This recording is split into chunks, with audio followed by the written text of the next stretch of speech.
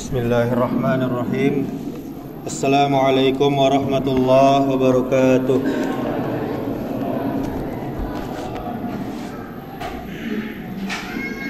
Alhamdulillahi rabbil alamin. Wal aqibatu lil muttaqin. Wala udwana illa 'alal zalimin. Asyhadu an la ilaha illallah wahdahu la syarikalah wa asyhadu anna Muhammadan abduhu wa rasuluh. Amma ba'du. Bapak Ibu kaum muslimin, kaum muslimat, jamaah yang dirahmati Allah Subhanahu wa taala, kita bersyukur kepada Allah Subhanahu wa taala. Kita memperbanyak memuji Allah Subhanahu wa taala, karena Allah telah begitu banyak melimpahkan nikmat kepada kita, nikmat kesehatan, nikmat iman, nikmat Islam, sehingga kita masih bisa dipertemukan pada bulan Ramadan 1445 Hijriah. Kemudian salawat serta salam tidak henti-hentinya kita mohonkan kepada Allah agar selalu tercurahkan kepada junjungan kita, suri tauladan kita, yakninya Nabi Muhammad sallallahu alaihi wasallam. Allahumma salli wa sallim wa barik ala Muhammadin wa ala alihi wa ashabihi ajma'in.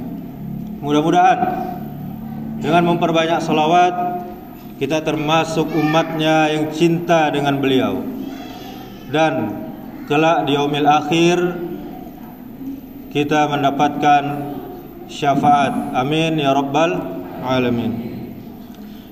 Bapak Ibu kaum muslimin, kaum muslimat, jamaah yang dirahmati Allah Subhanahu wa taala, sesungguhnya suksesnya seseorang mendapati predikat takwa, ini predikat yang sangat tinggi, payah, susah untuk mendapatkannya.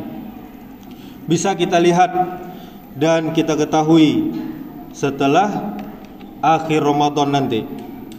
Ukuran suksesnya Ramadan seseorang adalah takwa yang sebenar-benar takwa, yaitu hatinya, lisannya, perbuatannya, amalannya hanya diisi dengan kebaikan, amal-amal soleh.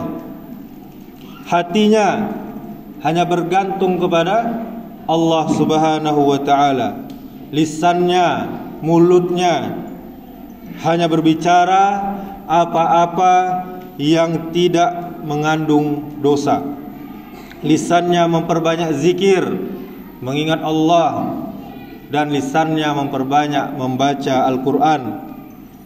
Dan amalannya, segala perbuatannya pun tidak mengandung satu perbuatan yang Allah murkai.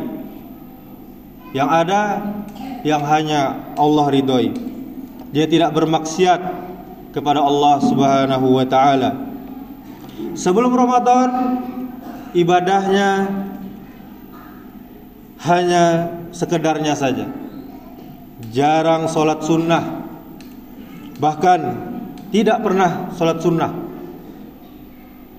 Namun setelah Ramadan, ibadahnya sangat luar biasa. Yang wajib tidak dia tinggalkan, dan yang sunnah pun berusaha dia tingkatkan. Sebelum Ramadan dia masih suka menggunjing, menggosip, menggibah, membuka aib saudaranya sendiri, mempermalukan saudaranya, mencela, menghina, bahkan dia suka menyakiti hati orang-orang yang mendengarkan perkataannya. Namun setelah Ramadan dia lebih banyak diam dan hanya berbicara seperlunya saja tentang kebaikan-kebaikan saja. Perbuatannya sebelum Ramadan kurang adab, kurang ajar, bahkan kadang menjengkelkan, menyakitkan, bahkan orang takut dekat dengan dia. Dakwah bakawan joinya. Tetapi setelah Ramadan akhlaknya banyak perubahan ke arah kebaikan. Hatinya ketika sebelum Ramadan masih suka berharap kepada manusia, berharap kepada janji-janji manis manusia, kurang yakin dia dengan jaminan Allah. Tetapi setelah Ramadan dia mendapatkan keyakinan yang bulat kepada janji-janji Allah Subhanahu wa taala. Orang-orang yang seperti inilah yang mendapatkan hadiah. Apa hadiahnya? Yaitu predikat takwa. Hamba yang bertakwa di hadapan Allah Subhanahu wa taala. Bapak Ibu kaum muslimin, kaum muslimat, jamaah yang dirahmati Allah Subhanahu wa taala, agar kita bisa mendapatkan hadiah ini, hadiah takwa dari Allah ini, maka minimal di bulan Ramadan, di samping kita diwajibkan berpuasa, kita juga harus tahu apa-apa saja perbuatan dan perkataan yang bisa menyebabkan kita batal atau rusak, atau na'udzubillah tidak diterima sama sekali ibadah puasa kita. Mari kita sama-sama luangkan waktu untuk belajar tentang apa saja yang kita lakukan di bulan Ramadan ini, tentang fikih Ramadan. Tidak ada ruginya orang yang belajar, Bapak Ibu sekalian, karena ilmu adalah pengarah, pedoman bagi manusia. Dengan ilmu manusia mempunyai panduan, pedoman untuk bisa beribadah, beramal dengan benar. Karena itulah sahabat Nabi yang mulia, salah satu Khalifah Ar-Rasyidin, Ali bin Abi Thalib radhiyallahu anhu, beliau sangat memuji ilmu. Di antaranya katanya, ilmu akan menjaga kita. Ali bin Abi Thalib radhiyallahu anhu, dia berpesan kepada muridnya, namanya Kumail bin Ziyad. Apa katanya? Al-ilmu khairun minal mali. Al-ilmu yahrusuka wa anta tahrusul mal. Apa artinya? Ilmu lebih baik daripada harta. Ilmu yang akan menjagamu, dan harta kamu juga akan dijaga oleh ilmu.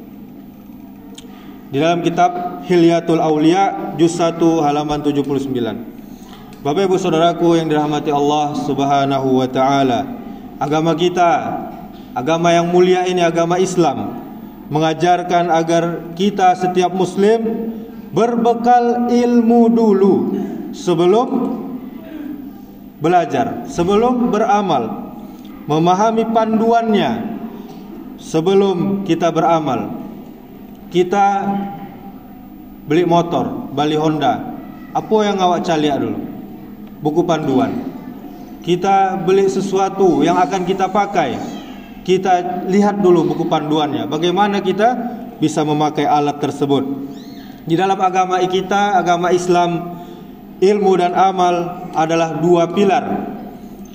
Pilar yang utama yang sangat membentuk pondasi kehidupan kita sebagai umat muslim. Ilmu adalah nur, adalah cahaya yang menerangi jalan kita menuju amal yang benar, yang baik dan yang diterima oleh Allah Subhanahu wa taala. Pemahaman agama dan hukum Islam itu harus didasari dengan ilmu. Tanpa ilmu kita tidak bisa memahami ajaran Islam dengan benar. Ilmu memungkinkan kita sebagai seorang muslim untuk paham terhadap konsep-konsep ajaran agama kita, seperti tauhid, akhlak, ibadah, dan hukum-hukum agama lainnya.